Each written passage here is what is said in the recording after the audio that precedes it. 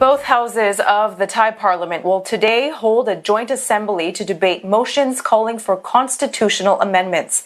The debate comes as anti-government protests have been gaining momentum in recent months.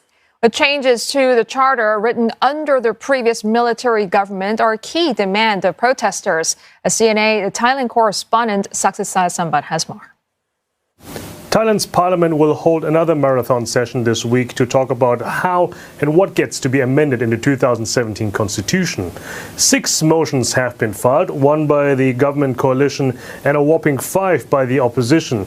And since this touches upon the charter, there are some special rules at play here. First off, this requires a joint assembly with the 500 elected MPs of the lower house and also the 250 members of the upper house, the Senate. For a motion to pass, any majority needs at least 84 of these senators. And here lies the first problem. The Senate was appointed by the previous military government, as stipulated by the constitution that was also written under the regime that seized powers in the 2014 coup.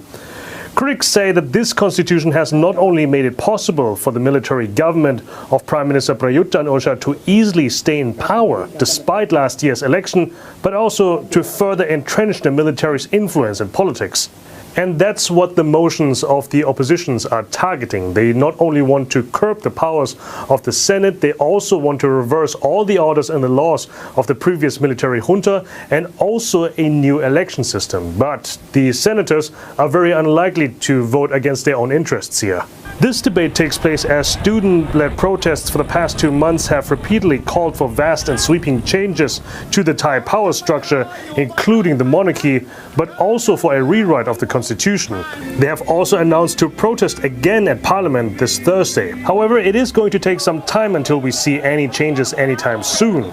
After all, this week is just the first reading, and the coalition has already hinted that the whole process could take around 2 years, and that is without the option of a public referendum at the end. So even though legislative work has always been a time-consuming task, this week's parliament session will not only be crucial for the direction of Thai politics in the future, but it will also test the patience of those people that want to see change. Saksisa Sambat, CNA Bangkok.